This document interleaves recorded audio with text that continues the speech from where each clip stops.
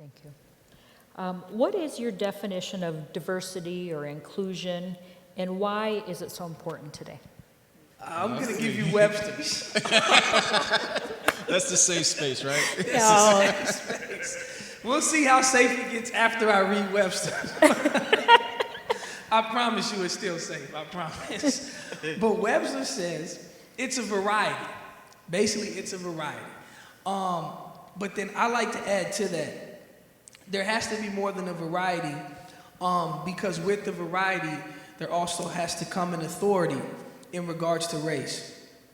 Meaning that diversity means nothing if one person or group holds all the power and they're not held accountable and it's not spread around. So it doesn't matter if things are diverse. That means nothing. In corporate America now, there's been a diversity push for 30 years, 25 years. Having a bunch of black people in the building or Hispanic people or Asian American people in the building doesn't create equity and it doesn't create inclusion.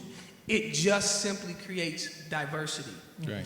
The true definition of diversity, I believe, is allowing the people who are the minority to still have a portion of the majority. And it doesn't mean the majority will lose everything. Okay. It just means that there will be a level playing field. So when we say we're diverse, I'll give you an example.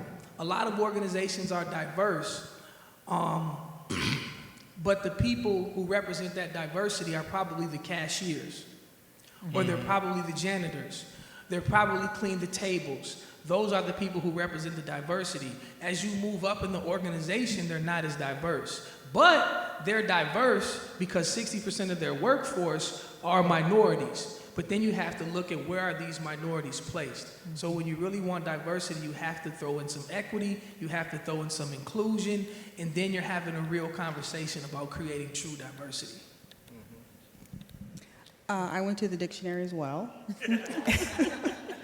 And it also said variety or being different. But I think as the church, we find unity in Christ. Yeah. And in order to be one in Christ, we don't have to be the same. We don't all have to be the same.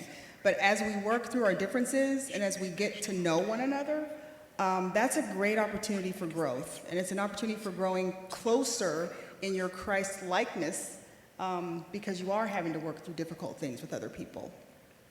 So I think that as we grow in Christ through diversity, by having diversity. Yeah, we recently did a survey about connection with people with the work that I do. And one of the things we talked about is 63% of the people wanted to be around the people that were a lot like them. So how do you know if someone's a lot like you? You ask questions. You include them. They are part of your circle.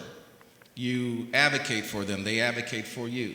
And so in the true sense, diversity means that there are people around you who are different than the way you think, maybe the way your culture, or even the way you look. My wife likes to say, Kendra, she said, I'll put it to you this way. She said, diversity is inviting you to the party.